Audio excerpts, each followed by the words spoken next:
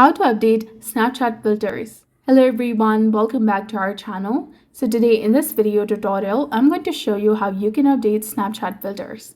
So in order to do this, first you need to ensure that Snapchat application is up to date. To ensure that, you can open the Play Store or App Store according to your device, whether you're using iPhone or Android. Go ahead and search for Snapchat application. Then tap on Update in order to update it to its latest version. And once it is updated, you will see the Open button instead of Update. And once the update is completed, open the Snapchat application and this will take you to the camera section. Select any filter that you want. And at the bottom, you will see specific filters that you want to. And at the bottom, you will see a search icon. Tap on that. Here you will see filters that are for you. You can search for specific filters that you want to use, and to add a filter to your favorites, tap on the filter first and let it download.